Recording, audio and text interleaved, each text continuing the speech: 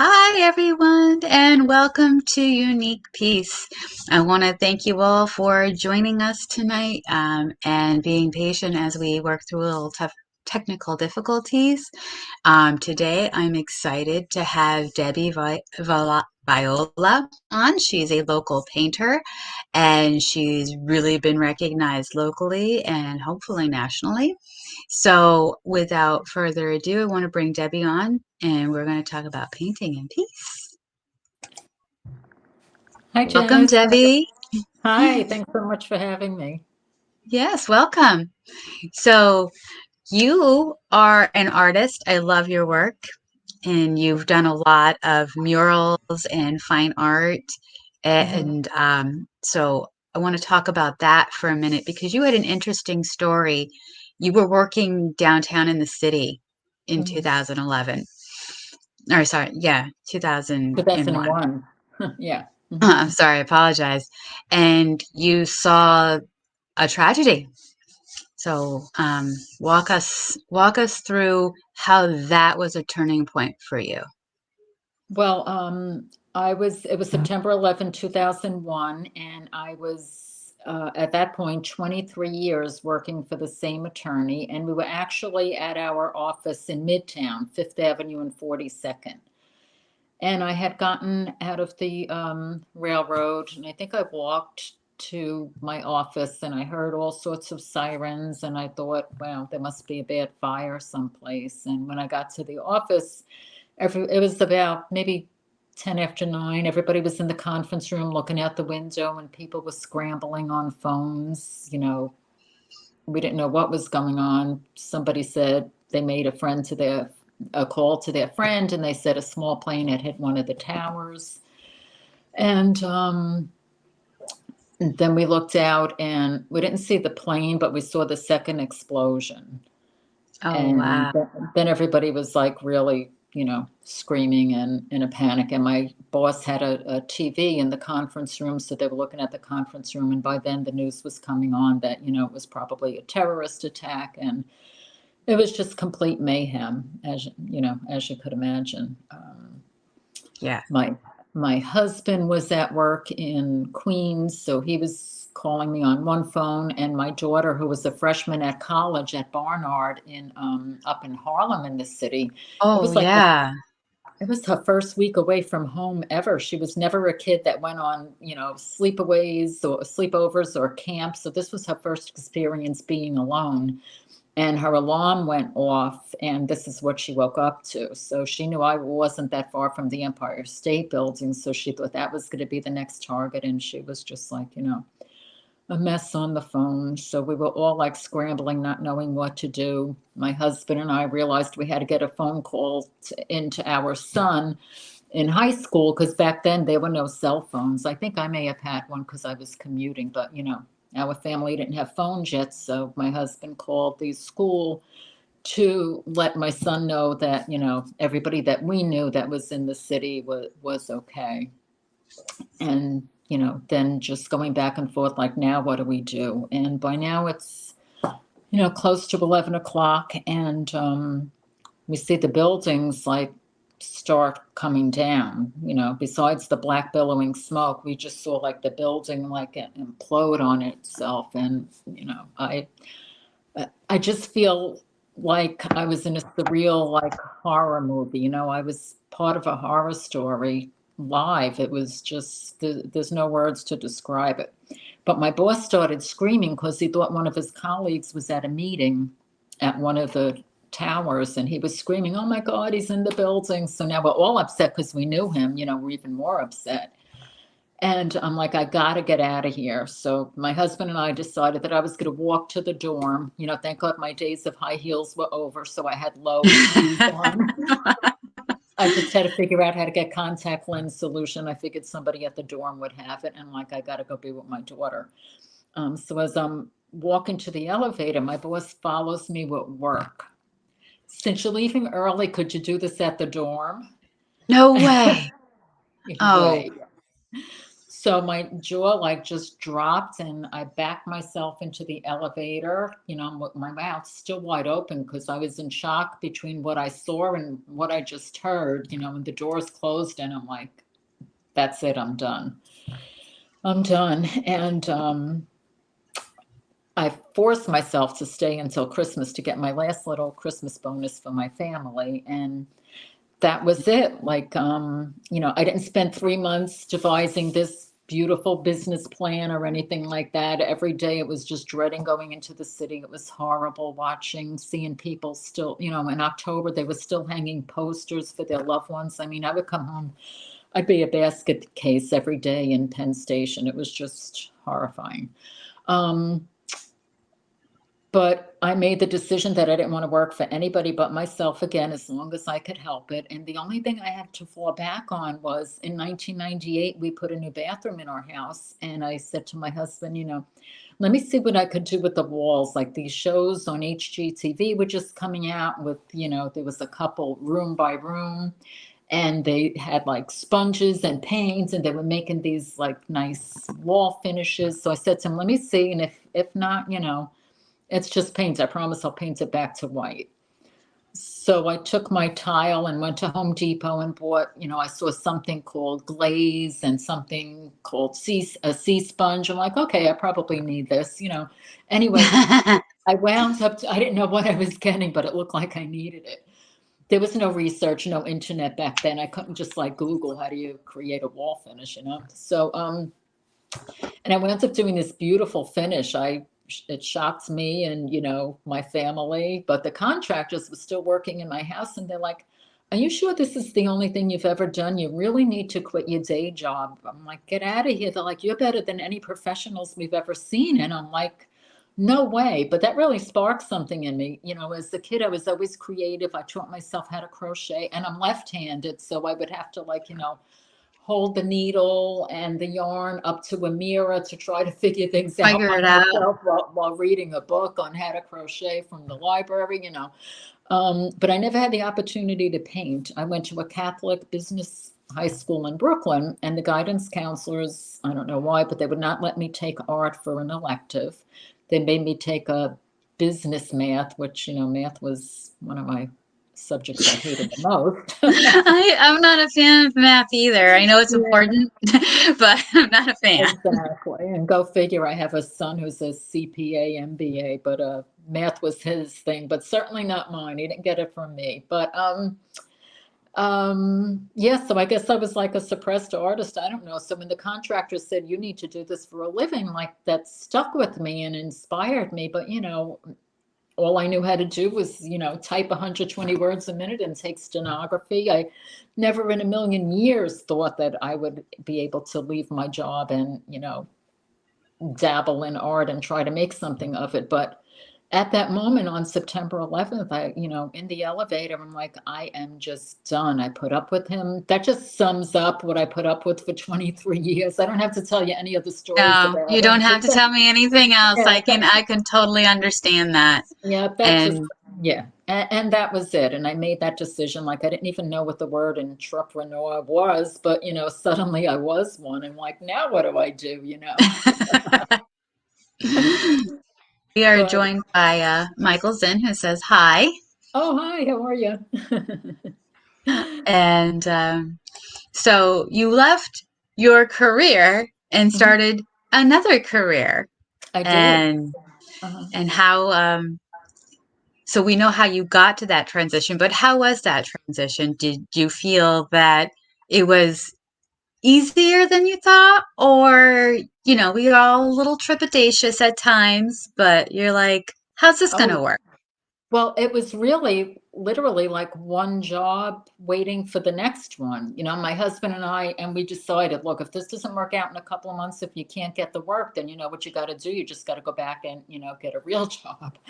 And Just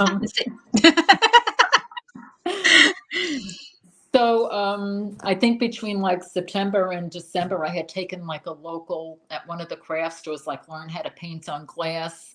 So then I was dabbling in painting on wine glasses. So when I didn't have a job anymore, I'm like, what do I do? So I made a basket of 2 wine glasses, a bottle of wine, a nice Godiva chocolate bar.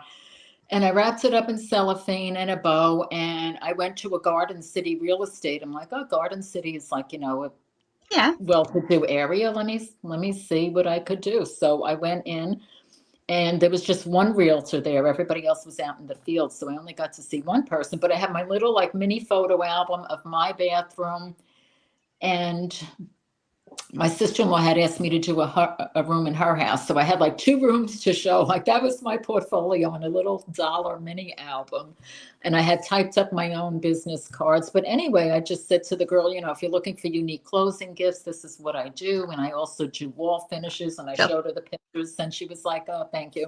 And I figured, I'd Uh-oh. never hear from her again. Yeah, but a week later, she called me and she said, I'm redoing my dining room, and I just I don't like wallpaper and I don't want plain paint. So I wound up doing a finish for her, and she loved it.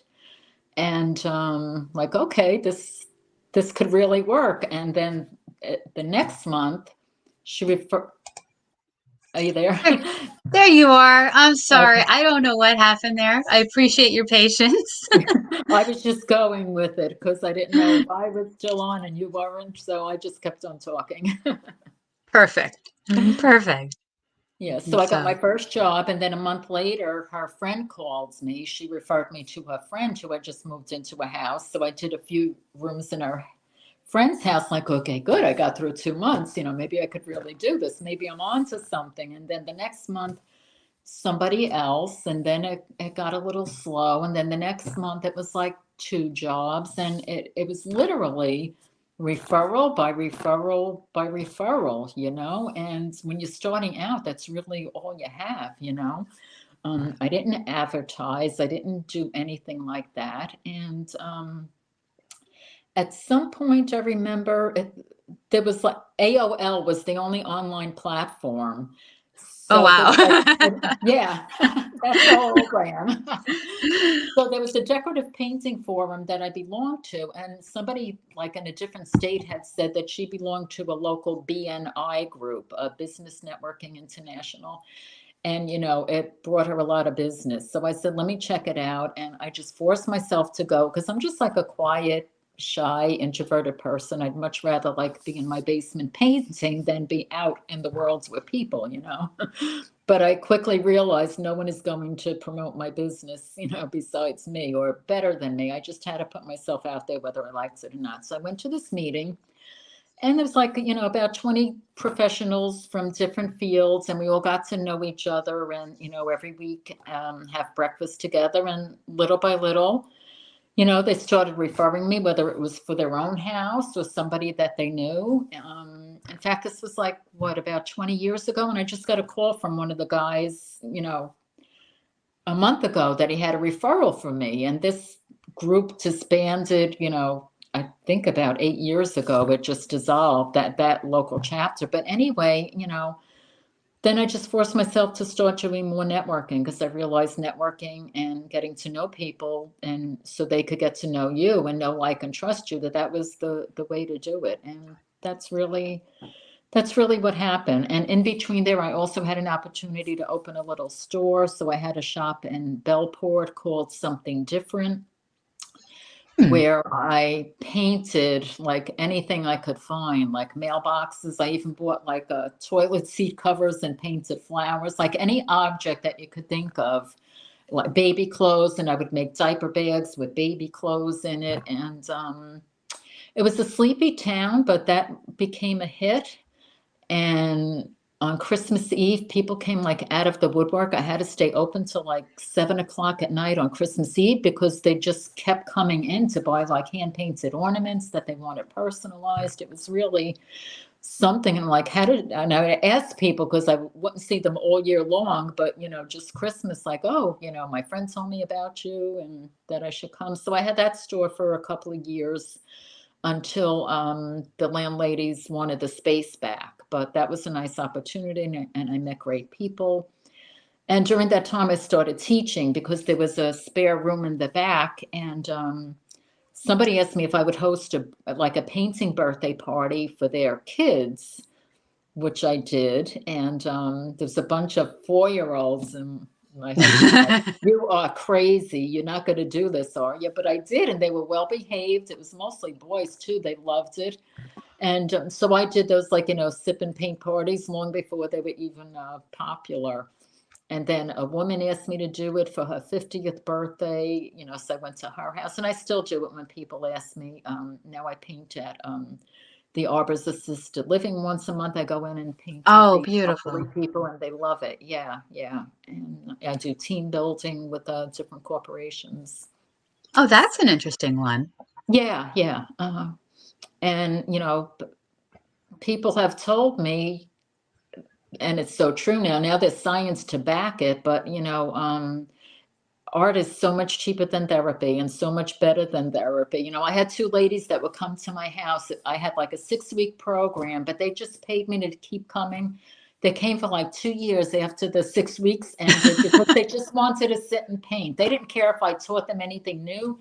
They just wanted to like chit chat and paint. One of them was a nurse in a nursing home, so she was stressed out. And the other woman, her husband, she took care of her husband. He wasn't in the best of health. So it was just their release. And over the years, the amount of people that have told me that is, really amazing. And it is, it's so true. Beautiful. Would you say that painting is one of the things that brings you peace? Oh, absolutely. Yes. It is like top on my list. Especially like, most recently during the pandemic being on lockdown, when it was supposed to be like a 2-week lockdown here in New York. I'm like, oh, Yeah. what could I do for 2 weeks and hold myself accountable for? And it's like, I knew it wasn't exercise. We already stocked the house with Malamars and milk. So, It's like we have junk food. This isn't going to be yeah, an exercise exactly. house. And like, I never get to really paint for myself. It's always doing, painting somebody's kitchen cabinets or doing a commission art piece, but I never get to paint just for the sake of, relaxing and painting. It's like, that's it. I'm going to paint. I'm going to hold. Then I'm like, how can I hold myself accountable? So I said, you know what?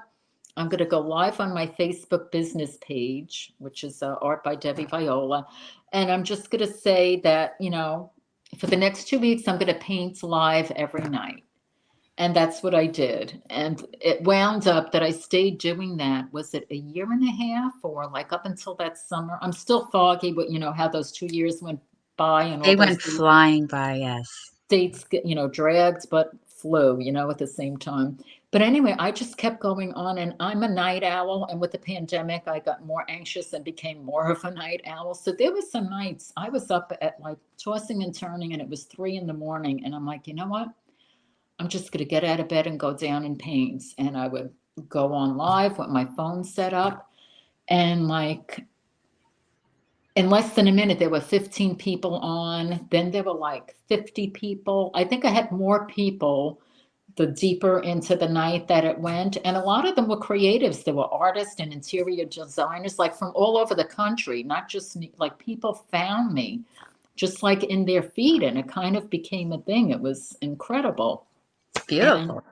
yeah, and I got so many nice notes, private messages. And one lady, not that long ago, she mailed me a Wonder Woman doll with this beautiful, heartfelt note.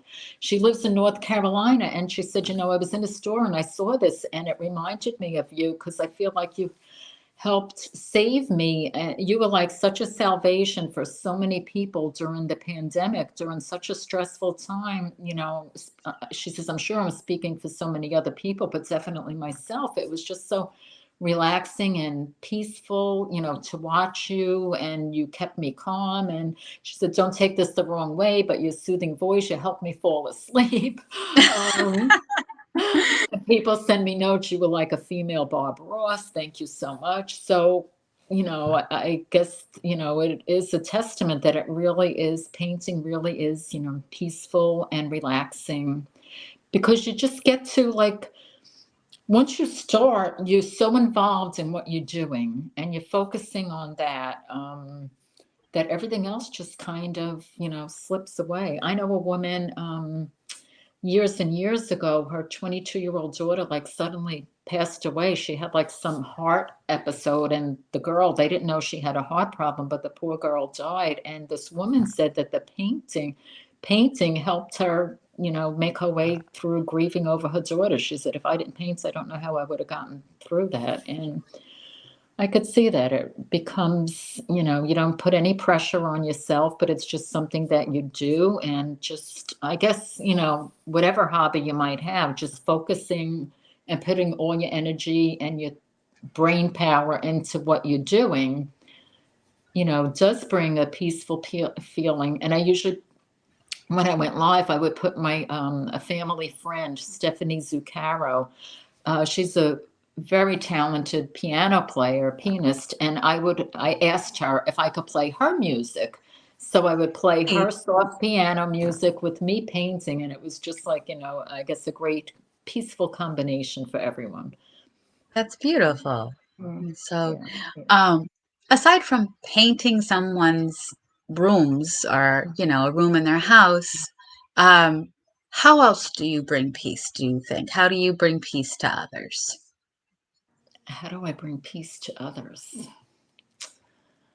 Let's see. I've been told I'm a good listener, and I teach others how to paint, and along the same lines of what I just said, people love it. They love my style. They say that I'm very relatable and soft spoken, and I break everything down very easily, step by step, because I remember, when I was first learning, but there really was no lessons. Like I said, there was no internet. So I was pretty much self taught. And then every once in a while, I would see something that, would further my education. But I basically had nowhere to turn. So I try to be very aware of that. And then there was, I think it wasn't right away, but a year or two later, I came across this oil painter and I went to her class, and it was a great class. But I remember the supplies were like over $150. They had about like so many Oil is different, expensive. yeah, so many It different is. My colors of. mom's a painter too, so I know. Oh, okay.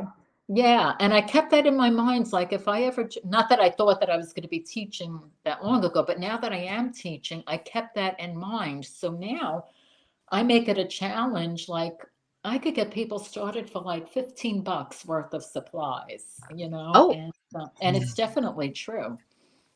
Yeah. yeah. So, The mhm. oils and the acrylics are definitely the more expensive higher end paints as opposed Yes. to Yeah, like for the water. sure. Yeah. Sure. Yeah.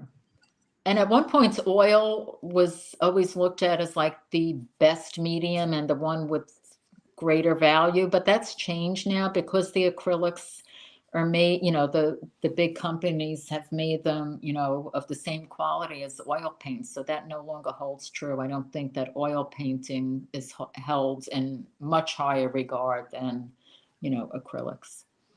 Some acrylics are, I mean, well, I'm a fan of painters. It is not something that I have taken to. Mhm. Um, I used to try and paint with Bob Ross. I've learned that I'm stopping things a lot, going, "What is he doing?" It's like I'll be happy to get a happy tree. Um, Uh-huh. so it's like, if anything, if I'm going to go into that art vein, I'm most likely going to take photography classes because, you know, it seems Well, like I can shoot it and it'll be done. right. That's very creative also. It is.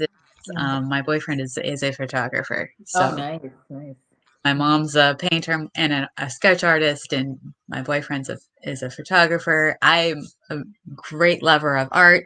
I've tried several times to like I can Uh-huh. sketch, but I'm Right. painfully slow. So it's kind of like you'd be one of those paintings or pictures that would take a month to draw Right, because right. Yeah. Uh-huh. they'll go. But that's fine. That's fine. Yeah. Um, So when someone you said you had a viewer who equated you to a female Bob Ross, is Yep. that a compliment for you? Do you find that to be something that yeah, I could aspire to doing that? Yeah, I think I do find that as a compliment. I laugh. My first reaction is to chuckle or laugh, but deep down it's like, Well, Bob Ross was like a famous painter that was very soft-spoken and laid back. And in fact, I would hear stories later on that a lot of people would put the TV on to put their babies to sleep. Like at nap time, they would just put Bob Ross on. I wonder how many of those babies became artists. Yeah, right, right. That would be interesting research. And thinking about it, I did have hair like his when I was a teenager. When I was young, I had this, big, wild, frizzy hair. But yeah, hopefully people still don't think I look like him. But yeah, no, I do look at that as a compliment. Definitely. There was a time when I was painting before the pandemic. I would go live every once in a while, and I always feel like I had this like, horrible nasal voice. I guess not everybody is happy with their voice, but I'm always self-conscious about it. And one day my son, who's married, happened to be over and he was hearing me as I was finishing up. And he's like, if you're going to keep doing that, you really need to go for voice lessons. He was joking, but you know what? Oh, That made me go like, oh my God, he's right. And I just stopped going live for a long time. And then one night, again, it was like 1 in the morning, and I just went on again because I figured nobody's going to be on at 1 in the morning. I'll ease my way back into it. and then you found your following. And then I got my phone. But one of my clients from Brooklyn, I had done a mural and some other work in his house. He tracked me down from wall finishes I had done at the Malibu Diner in the city. And so he was on, and I was just painting and saying, oh, I haven't been on for a while because, I feel so self conscious. Then my son, like, just reinforced that I have this horrible voice. And he's like, Debbie, please, he says, I find your voice so peaceful and relaxing. Don't let anybody ever tell you anything different. He said, please continue. Like, you have a gift you have to share with the world. And I'm like, oh, all right. So that just gave me courage to like keep on going. And then when the pandemic hit, like I said, I just started doing it. And I really didn't stop because the people, like every night to this day, I still have people asking me like, "You gonna come back? Are you gonna come back?" And I feel bad, and I will in some point, but I just kind of stopped because my studio in my basement is like right next door to my living room, and my husband watches TV. And after all those months of doing it, I realized it wasn't fair to my husband because when he wanted to watch TV, he would have to like put it on low, or we were worried, or I was trying to talk low so he could watch TV. So once I stopped, it was like, you know what? But I've been working on other things. I was just asked to be a co-author on a book. I just have like a tiny part of it. There's a bunch of other artists and creatives and different kind of people. A creative life book, and I was asked to write like a hack on how to get people started in creativity. So I share that in the book, and that's coming out, I think, April 5th. I'll have more information on that. So I've been working on that, and I've been doing commissions and things like that. And what makes painting for you so peaceful? I mean, you kind of touched on it. You kind of Mhm. like get laser focused and you Uh-huh. could be creative, but what part of the process do you find the most peaceful?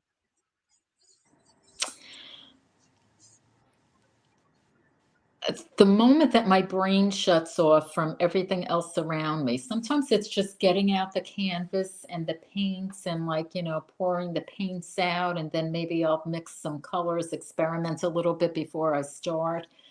And, just doing that gets me into the zone. And then once I start, like, I could be painting.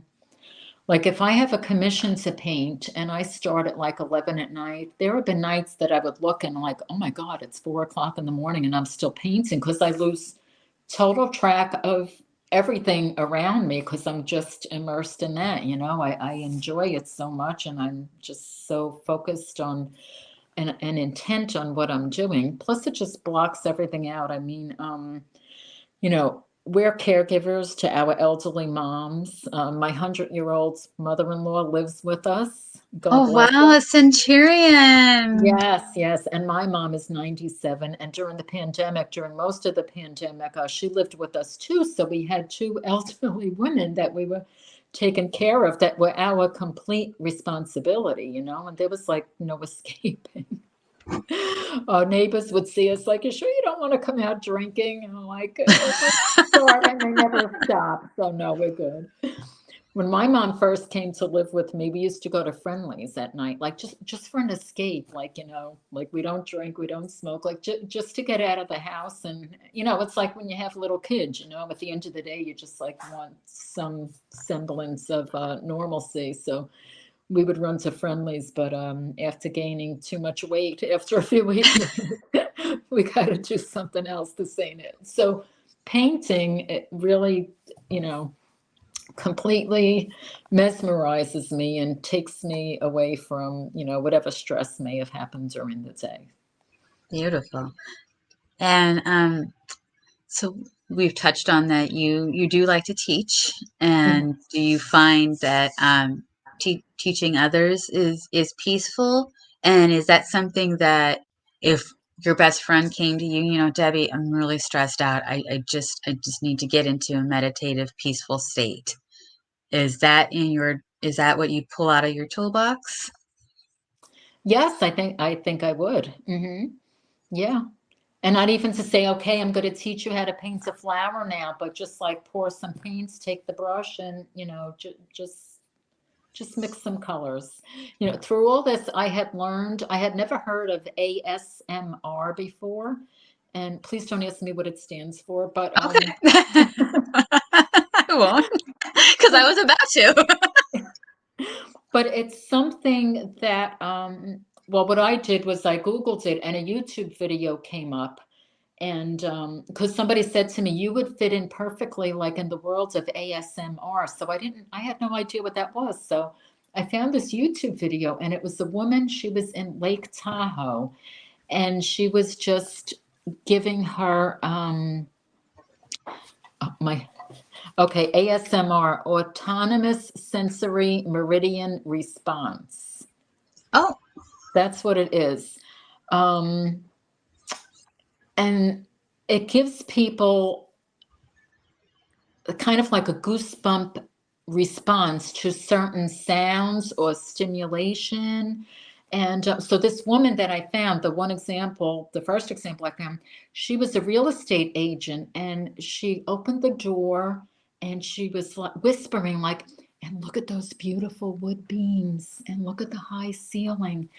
And she had just posted the video the day before, and she had 16,000 likes already. And then I looked, and I saw like the tags that she tagged. It was ASMR. And then I found another one, and it was somebody just like tapping. And then I found an artist just like mixing paint. So it's kind of like either soft voices or repetitive motions that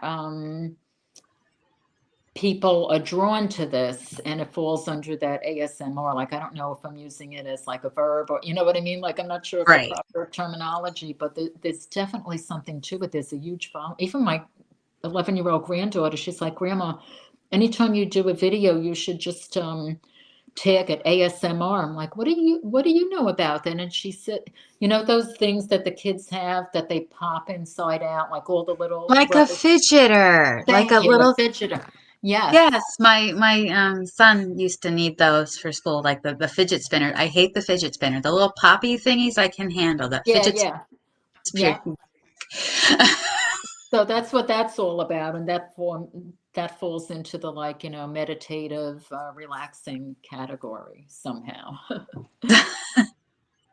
Is there anything else that brings you peace other than painting? um, Being out in nature, going for walks. I love the beach, and I live maybe about 15 minutes from Jones Beach, so I love going there and just walking the boardwalk, or taking my shoes off and walking in the sand down by the water, just hearing the waves. It's just like so calming, and it just energizes me and inspires me. The next time I paint, I kind of like bring up all those feelings. Or I live not far from a preserve, so walking through nature with all the trees, and this time of year as the flowers pop up and the ducks in the lake, things like that. Yeah. real source of inspiration as well. Yes, totally. Yeah. Hmm. Now, do you paint on canvas to like sell? I do. Yes. Hmm. And now, do you teach others to paint on canvas, or is it primarily glass and little tchotchkes? No, canvas. Hmm. Cool.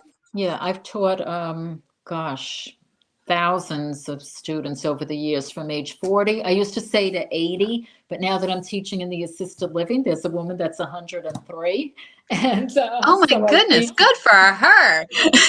from ages. Well, now I have grandchildren, so I think one of them I started showing when she was 2. So I'm 2 to 103. I've been teaching how to paint. And I was doing it virtually also. I had like a learn to paint monthly like painting club where people from all over would come, and I would give them live weekly lessons and then have video content lessons also. And that just kind of like put a pause on, but I still do that as well. And I have classes coming out that are in development. It's just putting final touches on everything. Like I love taking people from the very beginning, people that have no idea and no clue, because they're the ones that get the most like enjoyment and thrill out of it. I love seeing their faces. Like I was always fascinated, like walking through a craft fair, or like if we were away on vacation and saw a glass blower, like anyone that could make something from nothing. You know what I mean? I'm just fascinated by that skill. And so I really enjoy teaching beginners because they're like, oh my God, I can't believe that at first they're critical of themselves. And then when they get over that and realize that, oh my God, they never painted before, and now they have like a recognizable flower or a landscape or something. Yeah, that's a lot of fun. That's fun. And it brings you can just tell by your face, it brings you a lot of joy, not just peace, but a lot of joy. Yeah, totally. Yeah. Hmm. And so, and is there any way that well, not any way, any advice you would give people who are looking to have that creative outlet as a source of peace? How do they get started? How would they get started? What would you be, because you didn't know, so and you just took that chance on your own bathroom. Hmm. So is that, what advice would you give them? Well, actually, before I did my own bathroom, or maybe it was after.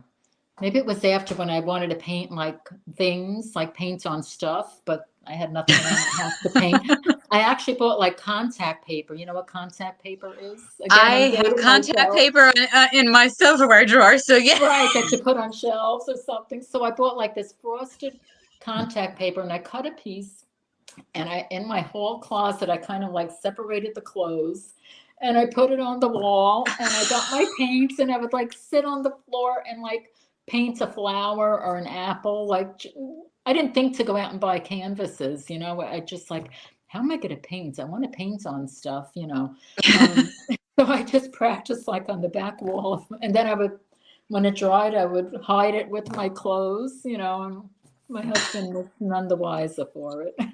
Now he knows. Now he knows. Now the secret's out and there's art all over the place. So just getting started, or just For people getting started, well, now, I mean, and because of the pandemic, stores that didn't normally have art supplies, like Target never had like a craft aisle, a big craft aisle. Now I notice they sell brushes and paints, as does Dollar Tree. I mean, you could go in Dollar Tree and you got to add the quarter on now, but maybe for like $8. I mean, they sell canvases, everything's $1.25, right? So you could buy maybe like 4 tubes of paint, a thing of brushes, because they usually have like a 3-pack, I think, of brushes, and like a canvas panel. And you need like, a paper cup or a plastic cup and some paper towel, and you're good to go. And you could just start. You know, you want to create a landscape, start at the top with like a light blue color, or if you're buying navy blue, mix blue with white and start at the top. And when you get to the bottom, If you didn't buy green, but you have yellow, you can mix blue and yellow to make green, and then, make grass for the bottom and make some little dabs.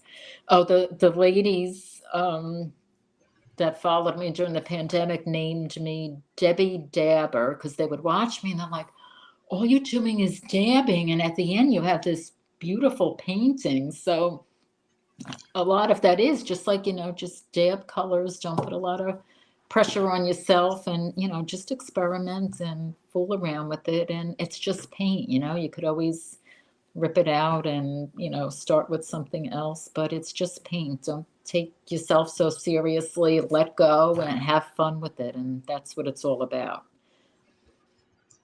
If you're looking to find some peace, but you're going to put so much pressure on yourself and get yourself stressed out, like, that's not very peaceful. No, no, that's not peaceful. But Yeah. if you're just doing it for fun and relaxation, it is a beautiful way to find peace. And then at the end, you can you take a step back and it's like, oh, wait, I have a piece of art now. Yeah, exactly. Or look at And it the you, next day. Sometimes that's what you have to do. Walk away from it.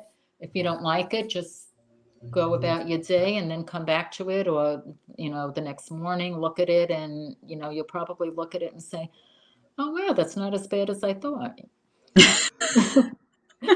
Then it's just practice, practice, practice. If you really like it, just keep doing it, and now there's so much information available online,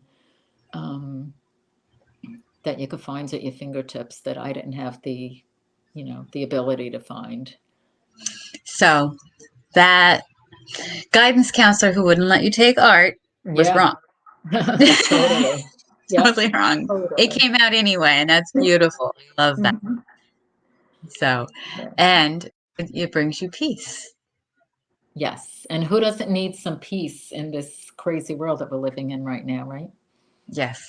Yes. Yeah, we, There's we just, all we all need to find something that we could just, I never I never did yoga or meditation. I keep saying, oh, one day I'll do that. But then, with my crazy, hectic life, I just never get around to it. But, I always come back to painting. But, if there's something that you could do, just find something, You really need an outlet. I think everybody needs some sort of creative outlet just to bring them peace of mind and comfort and joy. Like those are words that, when I think of painting, it's like, yeah, it brings me comfort and it brings me joy when I teach other people, and definitely is very peaceful.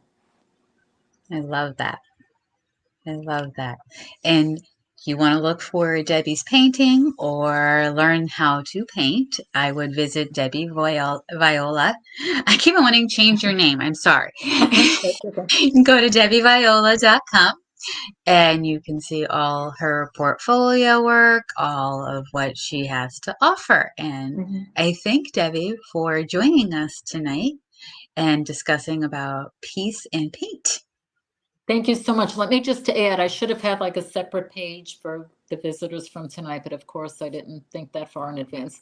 But when you go to debbieviola.com, like right underneath my picture, there's a little like button that I think it says grab your free art. And if you click on that and it for some reason you get a blank screen first, it takes a few minutes to load. But then just fill out your name and address, and I promise I'm not going to spam you because I haven't gotten into the habit of sending emails yet. But you will get a downloadable piece of my art that you could use as wallpaper for your phone or your, you know, computer or your laptop or anything. So, that's so funny. It's actually called Peaceful. The original painting is 48 inches by 48, and the title of that is Peaceful. So, what better thing to offer Yay! your listeners than a digital version of Peaceful? I didn't Thank plan that at all. you. Yeah. Thank you. Oh, Oh, I'm my so pleasure. grateful. I'm going to Yeah. do that. Um, Cool. And you could reach out to me on Facebook, either, personally, or my page is Art by Debbie Viola. And, send me a message if you have any sort of questions. If you're starting on your own and have any questions, just run them by me. Or eventually I'm going to get like classes back up and running. But, right now I don't have any, but, contact me for anything. yeah. Michael says that is so cool. Thank you so much. Oh, thank you. Enjoy it. And I'm with that, everyone should go down and download Peaceful from DebbieViola.com. Mhm. And on that note, everyone should have a peaceful rest of their evening. Thank you, Debbie. Oh, my pleasure. Thank you for having me. I've loved. Thank you. And on that note, everyone have a peaceful night, and we will see you next time.